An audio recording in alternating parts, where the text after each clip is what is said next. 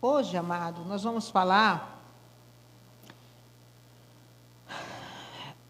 de um assunto pelo qual muitos dos nossos amados irmãos, pelos países afora aí, estão sendo torturados, estão sendo mortos. Proibidos de pregar esta palavra. Então, bora pregar, enquanto ainda podemos, certo? Eles estão dando suas vidas por esta palavra, eles não param de pregar, tá? Então, nós que podemos, não vamos parar também, tá certo? Vamos lá em Atos, capítulo 1. Atos, capítulo 1, a partir do versículo 8 ao 11. Vamos falar da volta de Jesus. Por que a volta de Jesus incomoda tanto o mundo, né? Por quê? Atos, capítulo 1, versículos 8. Obrigada.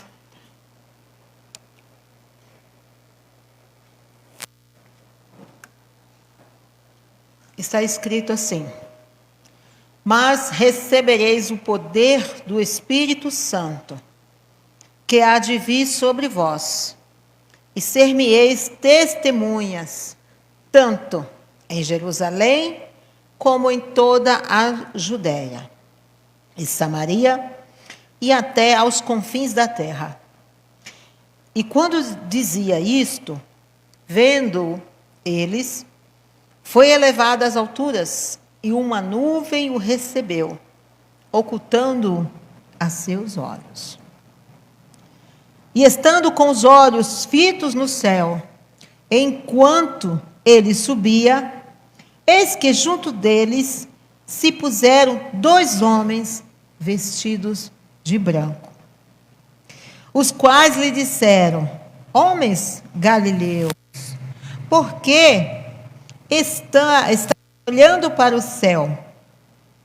Esse Jesus, que dentre vós foi recebido em cima no céu, há de vir, assim como para o céu o vistes ir. Amém? Amém. Glórias ao Senhor. Pai, obrigada, Deus, por tua graça, misericórdia. A tua bondade, Senhor, excede o nosso entendimento. O fato de eu estar aqui, Pai, para falar a tua palavra, é sinal da tua bondade. Porque o quanto, Senhor, eu sou limitada, o quanto, Deus amado, eu tenho que aprender. Mas, Senhor, é em teu nome que aqui estou. E eu quero pregar a tua palavra, a tempo e fora de tempo. Que o Espírito Santo me dê a unção e capacitação. Que os nossos corações sejam terras férteis. Aqueles que estão ouvindo, aqueles crentes e os descrentes, que estão ouvindo, que ouvirão esta mensagem. Que os seus corações sejam terras férteis. Em nome de Jesus. Amém. E amém.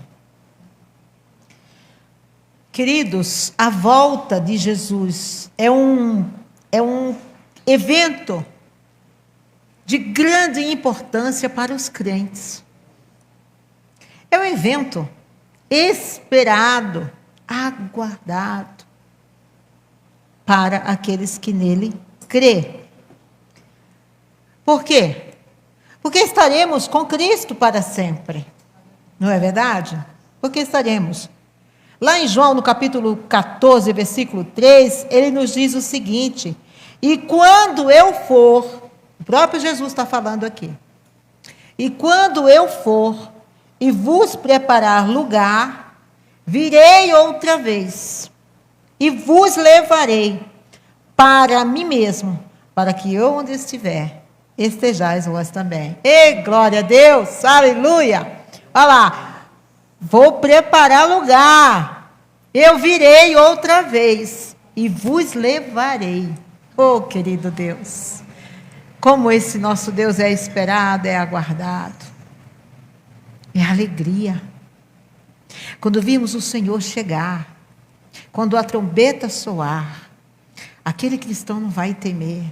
Aquele que crê, aquele que confia, aquele que espera, aquele que teme ao Senhor, que anda segundo a vontade de Deus, não vai temer.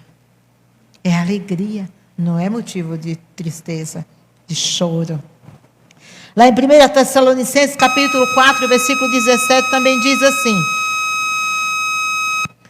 depois nós, o que ficarmos vivos, seremos arrebatados, juntamente com eles, nas nuvens, a encontrar o Senhor nos ares, e assim estaremos sempre com o Senhor.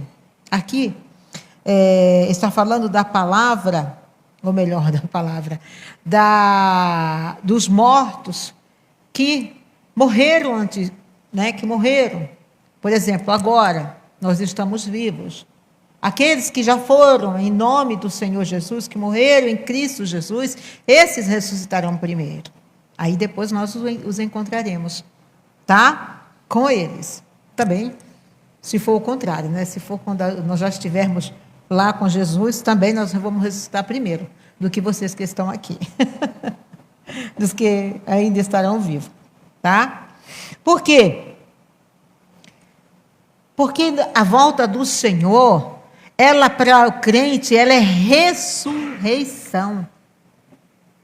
Nós ressuscitaremos. Olha que coisa maravilhosa. Aqueles que morreram em Cristo, eles ressuscitarão. E nós seremos transformados. Olha o que o apóstolo Paulo fala lá em 1 Coríntios capítulo 15, versos 51 e 52. Eis aqui vos digo um mistério. Na verdade, nem todos dormiremos, mas todos seremos transformados, tá? Como eu já falei, se alguns ainda estiverem vivos aqui, passarão também por essa transformação, assim como os que já foram, tá? No momento, no abrir e fechar de olhos, ante a última trombeta, porque a trombeta soará e os mortos ressuscitarão, incorruptíveis. Sou eu, né, irmão?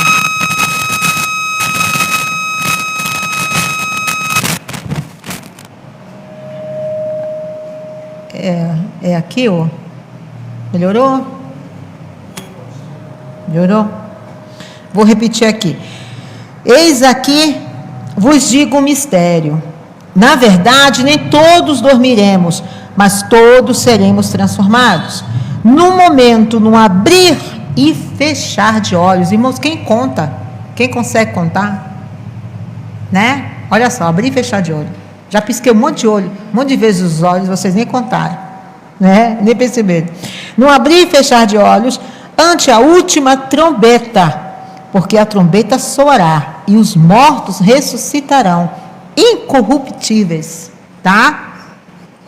Por isso a transformação, incorruptíveis, e nós seremos transformados. Glórias ao Senhor. Lá em Filipenses capítulo 3, versículo 20 e 21, nos diz assim: mas a nossa cidade está nos céus, de onde também esperamos o Salvador, o Senhor Jesus Cristo, que transformará o nosso corpo abatido. Esse corpo cheio de dores será transformado na vinda do nosso Senhor Jesus Cristo, tá? Que transformará o nosso corpo abatido para ser conforme o seu corpo glorioso. Olha que maravilha, seríamos iguais a Jesus. Que coisa tremenda, é motivo realmente de alegria para aquele que crê.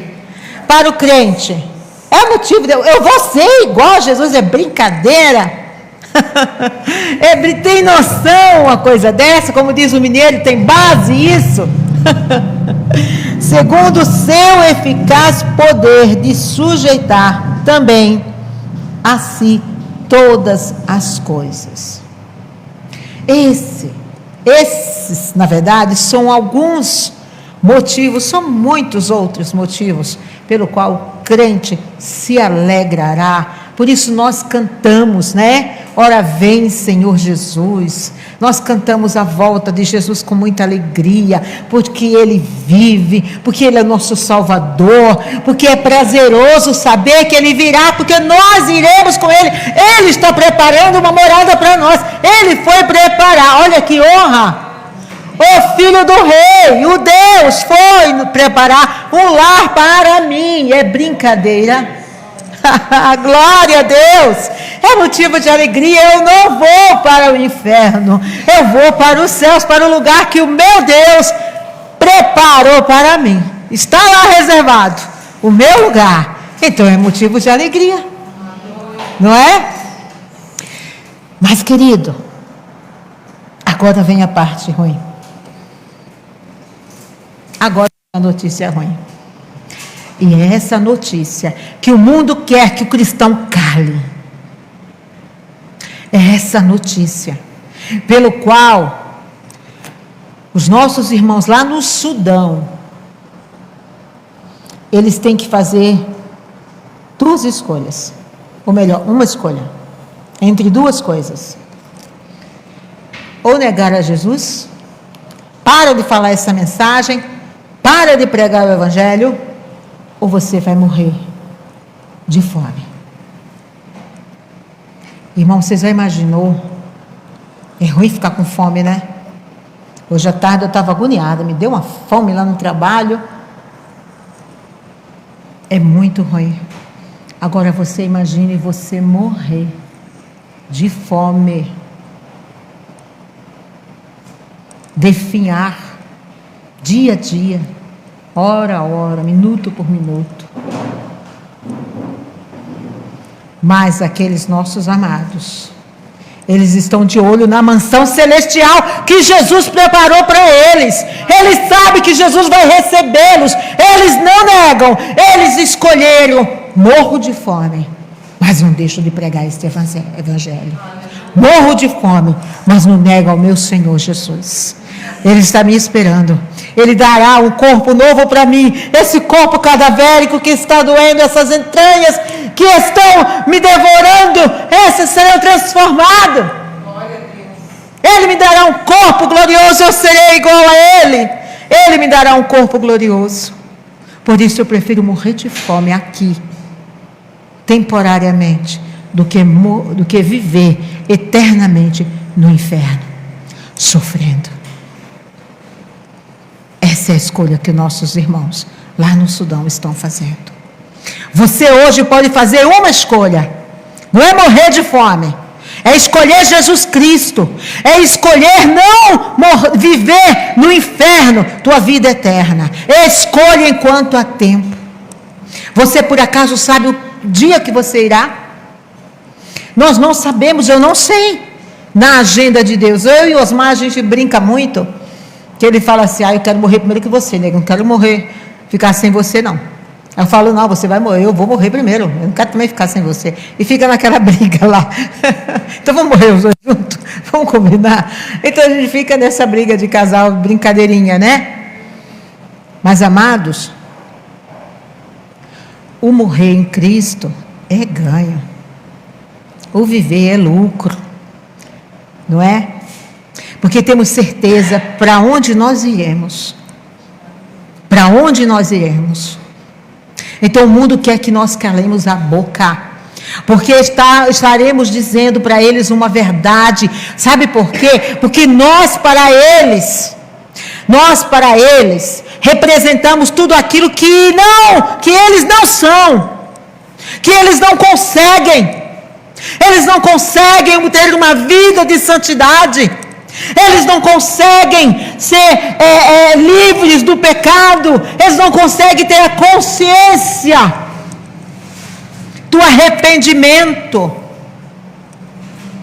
Então nós para eles, a nossa imagem sabe aquela luz que vem, a pessoa está nas trevas, está no escuro, e de repente vem aquela luz que ofusca. Assim é o cristão para o pecador, para o mundo, para aquele que vive na corrupção. Sabe, você já ouviu aquela frase do invejoso? Aquele que inveja o que você tem. Ele não inveja, na verdade, ele não quer o que você tem. Ele quer que você não tenha o que você tem. Sabe por quê? Porque ele não vai até você, mas ele quer que você desça. Assim é o pecador mundano. Ele não quer ser igual ao cristão. Ele quer que o cristão deixe de ser cristão e seja pecador imundo, corrupto e vá para o inferno junto com ele. Por isso, para o mundo, o cristão tem que calar. Tem que se calar. Certo? Mas para eles, a volta de Jesus não é alegria, é fim, é sofrimento, é amargura. Enquanto para nós é o fim do sofrimento. Para nós é o fim da dor e da injustiça. Oh, glória! Lá em Apocalipse diz assim: e Deus limpará de seus olhos toda lágrima. Nós não mais choraremos, irmãos. Não mais vamos chorar pelos nossos irmãos que estão padecendo, que estão com enfermidades, que estão com dores, pelas lutas que nós não estamos conseguindo vencer, que estamos ainda batalhando, estamos guerreando. Não haverá mais essas injustiças que aqui é tão comum as pessoas padecerem, nós não padeceremos mais. Não haverá mais dor e injustiça. Deus limpará dos seus olhos toda lágrima, e não haverá mais morte, nem pranto, nem clamor, nem dor, porque já as primeiras coisas foram passadas, ficaram para trás. Ficaram para trás. Por isso, para os descrentes, é tempo de julgamento e consequências. Porque agora eles vão colher o fruto de suas escolhas. Eles zombaram da igreja do Senhor. Eles zombaram daqueles que andavam com a Bíblia, daqueles que oram. Crente não para de ir para a igreja, não tem outro lugar, não vive, não tem vida, só vai à igreja. Eles virão procurar essas portas, estarão fechadas. Eles baterão: abre, eu quero orar, eu quero orar. Quantas e quantas vezes nós chamamos para orar, para estar aqui, não vem. Haverá dias que irão clamar, gritar. Nós estaremos lá na glória. Para eles será dor e sofrimento. Atos 10, 42. E nos mandou pregar ao povo e testificar que ele é o que por Deus já foi constituído juiz dos vivos e dos mortos. Nós temos que pregar. Os irmãos viram essa semana uma coisa linda. Mais de 300 mil poloneses saíram nas ruas gritando: a Polônia do Senhor Jesus. A Polônia do Senhor Jesus. Glória a Deus, a Polônia do Senhor Jesus. Com ousadia, enquanto pela Europa, enquanto nos países que estão invadindo os muçulmanos, eles estão proibidos de falar. Nós vimos outro dia, o pregador sendo preso, porque estava pregando o evangelho na rua, mas enquanto ele estava sendo algemado, ele pregava: você já aceitou Jesus Cristo? E um policial levando ele para o camburão, e ele: você já aceitou Jesus Cristo? Está às portas, aceita Jesus, não vá para o inferno. Se você não aceitar Jesus, você irá padecer no inferno. Até que o soldado levou ele para a viatura e fechou. Ele não deixou de pregar o evangelho. E é isso que o mundo quer que nós calemos. Em Nova York, escolheram um muçulmano como prefeito. Irão sofrer as consequências. Irão sofrer as consequências. Uma das agendas desse prefeito é a liberação do aborto. Das mamães tirarem os seus filhos qualquer época da gestação. Sabe por quê?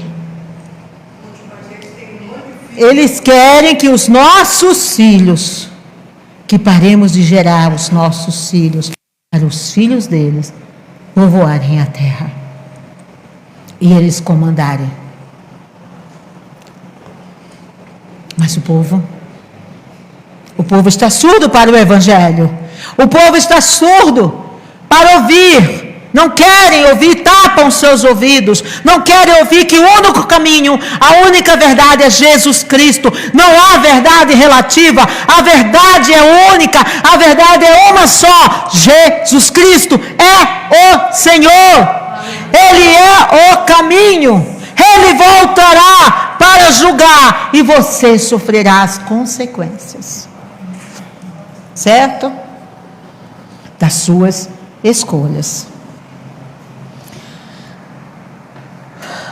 Lá em 2 Timóteo 4:1, nos diz o seguinte: conjure-te, pois, diante de Deus e do Senhor Jesus Cristo, que há de julgar os vivos e os mortos.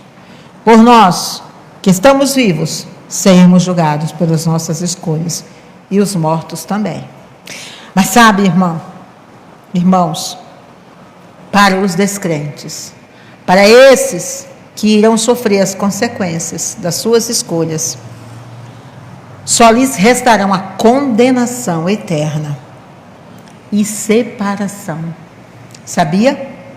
Vamos lá? Mateus 25, esse trecho aqui é um pouco longo. Se os irmãos puderem acompanhar na Bíblia, ou se o irmão quiser colocar aqui, que fica mais fácil de os irmãos acompanharem a leitura. Mateus 25, 31, 46. E quando o Filho do Homem vier em sua glória e todos os santos anjos com ele, então se assentará no trono da sua glória. E todas, isso mesmo, e todas as nações serão reunidas diante dele, e apartará, presta atenção, e apartará uns dos outros, como o pastor aparta dos bodes as ovelhas. Os descrentes serão separados dos crentes. Viu? Olha lá. E para as ovelhas, à sua direita, tiver implícito, mas ele vai separar as suas ovelhas, suas direitas. Na Bíblia destra, né? Sempre tem um simbolismo muito forte. Mas os bodes à sua esquerda. Então dirá o rei aos que estiverem à sua direita: vinde, benditos de meu Pai, possuí por herança o reino que vos está preparado desde a fundação do mundo. Oh, aleluia! Brincadeira? Está preparado para nós, desde a fundação do mundo, um reino, a herança do nosso Senhor. Porque tive fome e deste-me de comer. Presta atenção. Tive sede e deste-me de beber. Era estrangeiro e hospedaste-me. Estava nu e vestiste-me. Adoeci e visitaste-me. Estive na prisão e fostes me ver. Então os justos lhes responderão, dizendo: Senhor, quando te vimos com fome e te demos de comer, ou com sede e te demos de beber? E quando te vimos estrangeiro e te hospedamos, ou nu e te vestimos? E quando te vimos enfermo ou na prisão e fomos ver-te? E respondendo o rei, lhes dirá: em verdade vos digo que quando fizeste a um destes meus pequeninos irmãos, a mim o fizeste. Oh, que maravilha! Então dirá também aos que estiverem à sua esquerda: presta atenção, você que é descrente, que está assistindo essa live, preste atenção. Apartai-vos de mim, malditos, para o fogo eterno, preparado para o diabo e seus anjos. Porque tive fome e não me destes de comer, tive sede e não me destes de beber, Sendo estrangeiro, não me hospedaste, estando nu, não me vestiste, e enfermo e na prisão, não me visitastes. Então eles também lhes responderão, dizendo: Senhor, quando te vimos com fome, ou com sede, ou estrangeiro, ou nu, ou enfermo, ou na prisão, não te servimos? Então lhes responderá, dizendo: em verdade vos digo, que quando a um desses pequeninos o não fizeste, não o fizestes a mim. Irão estes para o tormento eterno, não é passageiro. Sabe essas dores que a gente tem? Sabe esse corpo dolorido? Quando a gente levanta de manhã, ou então quando está sentado demais, né? Quando levanta, nossa, como dói. Não é essa dor passageira. Aqueles que estão no hospital, em seu leito de morte, com dores terríveis, igual, né? A irmã pediu oração da sua prima. Não é um tempo determinado essa dor. Essa dor vai cessar. Ou para a vida, para a cura, ou o Senhor levará. Mas tem o tempo determinado. Mas esse sofrimento não. Esse é eterno. Mas os justos para a vida eterna. A vida e não o sofrimento. Sabe, queridos, quando nós damos de comer a alguém, quando nós falamos a palavra do Senhor, que é alimento, eu estou alimentando um dos pequeninos. Eu estou levando o pão, que é esta palavra. Eu estou levando a água, que é essa fonte de água viva, que é a palavra do Senhor. Palavras de vida. Eu estou alimentando a alma.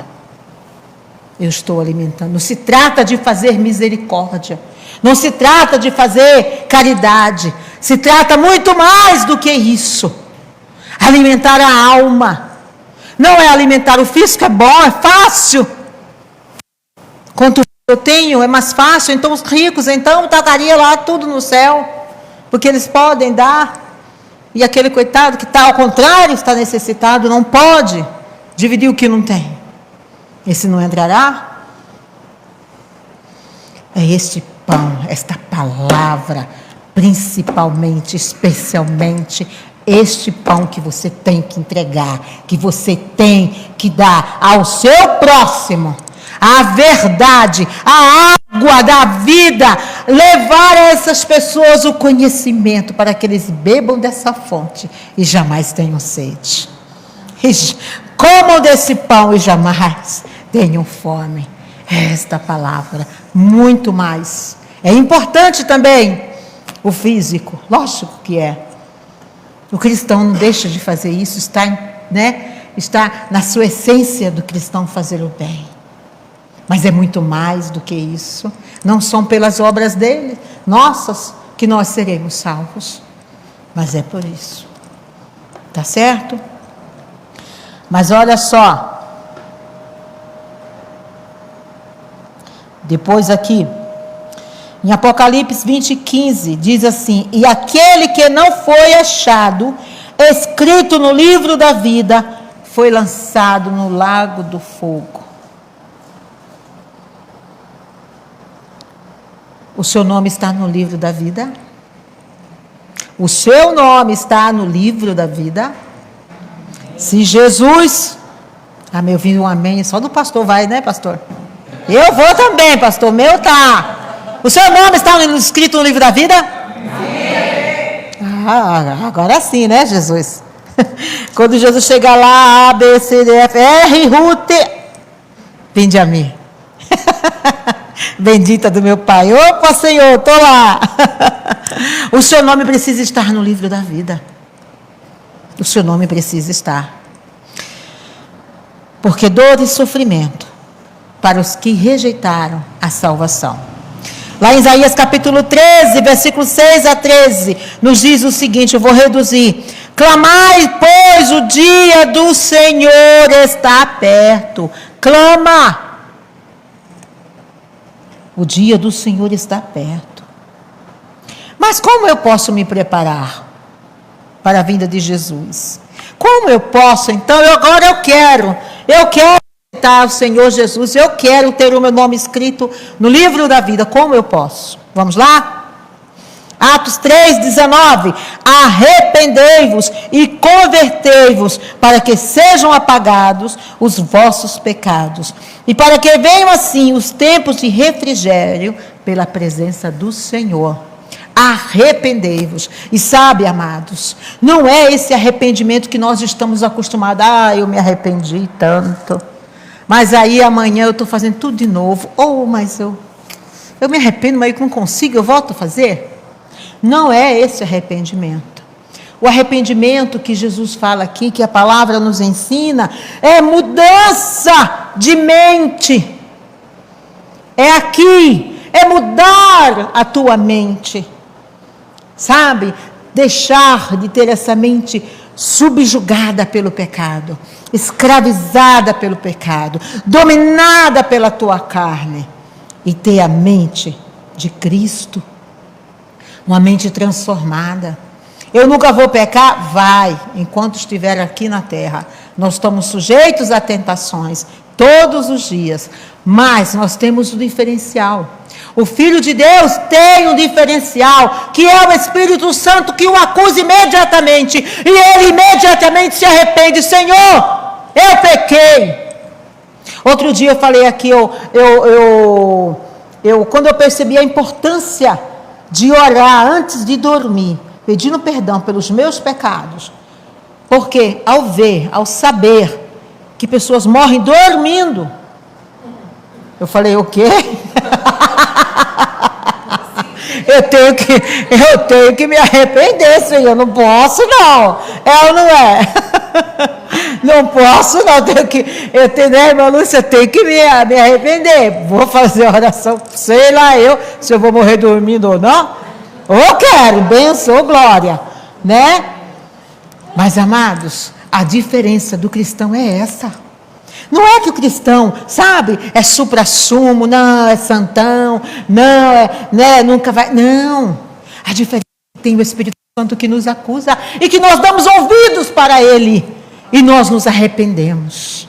Isso é mudança de mente e não se alegrar com o pecado. O cristão não se alegra com o pecado, ao contrário, miserável homem que eu sou, quem me livrará desse corpo da morte, do pecado? Isso quem disse foi um homem que orava pelas roupas das pessoas e eram curadas. Esse homem que os demônios temiam. Esse homem que cantando ali, numa prisão, as portas se abriram, a prisão foi abalada, e o carcereiro vendo ali a presença de Deus na vida daquele homem, que estava acorrentado, o carcereiro se prostrou e falou, eu estou perdido. E esse homem deu o pão da vida para ele, e aquele carcereiro se arrependeu e aceitou a Jesus como seu Salvador. Esse grande homem, o apóstolo dos gentios, que ganhou multidões, esse homem diz, miserável homem que eu sou, aquilo que eu quero fazer eu não faço, e aquilo que eu não quero eu faço. Agora imagine eu, uma Ruth qualquer, meu Pai, Jesus. Mas o diferencial que o apóstolo Paulo tinha, eu tenho, você tem, o Espírito Santo, que te faz mudar de mente. Aleluia, glórias a Deus. Mudar de direção e se voltar para Deus. Arrependei-vos. E a fé em Jesus, lá em João 3,16, porque Deus amou o mundo de tal maneira que deu o seu Filho unigênito, para que todo aquele que nele crê não pereça, mas tenha vida eterna. Romanos 10, 9 e 10, se com a tua boca, tá? Não é ser agente secreto não, tá? Ninguém sabe que você é crente, confessa. Por isso é necessário, tá? Isso é ordem. confessares, se com a tua boca confessares ao Senhor Jesus, e em teu coração, ó, boca, expressão e interna, tá? Creres que Deus o ressuscitou dentre os mortos, serás salvo. Visto que com o coração se crê para a justiça e com a boca se faz confissão para a salvação. Aleluia. Glórias a Deus. Ao invés de falar, uma coisa, eu assisti a pregação de domingo, bem, pastor, e o pastor falou o seguinte: ao invés de falarmos do evangelho, falamos de pessoas. Não é, pastor? Falamos das pessoas. Temos que falar do evangelho, pregar o evangelho, não é? Seguir os mandamentos do Senhor. Fazer igual aquele povo lá da Polônia. Sair para o mundo, a nação. Essa nação é do Senhor Jesus. Tá? Lá em João 14:15. Se me amais, guardais os meus mandamentos. Irmãos, não é hora de crente mimimi, de olhar para o meu umbigo. Não é hora de clamar, de proclamar o evangelho, porque Satanás ele está se infiltrando, ele quer se infiltrar cada vez mais, ele vai, sabe aquela história do lenhador? Ele vai derrubar uma árvore grande, ele não vai com o machado, pá, ele não é louco, senão vai arrancar os braços dele. Ele ia com uma cunha, né? Quem não conhece o que era uma cunha, é uma ferramenta de ferro, né? Ela tem a ponta na base assim bem fina, e ali ele vai batendo, e ali vai ferindo, vai batendo, vai ferindo, até que tenha um espaço suficiente para ele vir com um machado e derrubar. Assim é Satanás, é aos pouquinhos. Tem uma ilustração que diz isso, né? Que alguém foi para o inferno, aí um dos anjos vai recepcionar e vai mostrar o inferno para ele. E chega, ó, esse aqui, ó, esse quarto aqui tem as ferramentas que meu mestre, que todos nós usamos para tentar os cristãos na terra. Aí ele falou, e aquela ferramenta lá? Era uma cunha. Aí ele falou assim, não, essa ferramenta é a ferramenta preferida do mestre. Então é essa a explicação. Ele vem aos pouquinhos, aos pouquinhos, aos pouquinhos. Igual está indo no mundo. Meu corpo, minha mente, meu corpo, minha vida, né? Meu corpo, minhas regras. O que Jesus nos ensina, o que a palavra nos ensina, é que o meu corpo não é meu, é templo do Espírito Santo. Certo? Mas Satanás empodera as mulheres, meu corpo, minha regra, minhas regras. Sutilmente. Não, você é empoderada. Irmão, nós temos que ter o poder do Espírito Santo. Não é esse empoderamento que o mundo quer dar para nós, não. Tá? João 2:3. E nisto sabemos que o conhecemos se guardamos os seus mandamentos. Devemos também manter comunhão com Jesus, com Deus. Olha lá, 1 Tessalonicenses. Orai sem cessar. Você está entendendo o que é isso? Sem cessar? É comunhão, 24 horas. 24 horas. 7 dias na semana. 30 dias no mês, 365 dias no ano. É a tua vida, 40 anos, 50 anos, 60 anos, 70 anos, 25, sei lá eu quantos anos você tem. Incessantemente, orai sem cessar. E finalmente, estar preparado espiritualmente. Lá em Mateus capítulo 24, 42. Vigiai, pois, porque não sabeis a que hora há de vir o vosso Senhor. Não é? E lá no versículo 44 do mesmo Mateus, por isso estai vós preparados também, porque o Filho do Homem há de vir a hora em que não penseis. Amém? Amados, que o Senhor nos abençoe. Que possamos estar preparados para a vinda do Senhor. Quem está preparado aqui? Amém. Se Jesus veio agora, o que vamos falar? Oh, Senhor, me leva, Jesus, agora. Amém? Pai querido, louvado seja o teu nome, Senhor. Obrigada, Deus. Obrigada pela tua palavra. Obrigada, Deus amado, pelo teu evangelho. Obrigada, principalmente, porque já preparaste, Senhor, um lugar para nós. Lá no céu, Senhor, está reservado, Senhor, o nosso nome escrito no livro da vida, porque nós confessamos, Senhor amado, com os nossos lábios. Nós cremos com o nosso coração que Jesus Cristo é o Salvador. Ele é Filho de Deus e Ele veio ao mundo para nos salvar. E Ele é Senhor e Deus das nossas vidas. Obrigada, Senhor, que jamais venhamos a parar, Senhor, de pregar a Tua palavra, de dar esse pão, de dar esse alimento, de dar essa água às pessoas que estão necessitadas, de visitar levando, Senhor, uma palavra, Senhor amado, Tua, uma promessa Tua. Ó Deus, obrigada, Deus, que possamos, Senhor amado, pregar a tempo e fora de tempo. Abençoa nossos irmãos que estão sofrendo, Pai. Estão sendo perseguidos, Senhor amado. Nesses países, Senhor amado, que estão sendo, Pai, perseguidos. Em nome de Jesus, que possamos orar incessantemente por esses nossos irmãos. Em nome de Jesus. Amém e amém.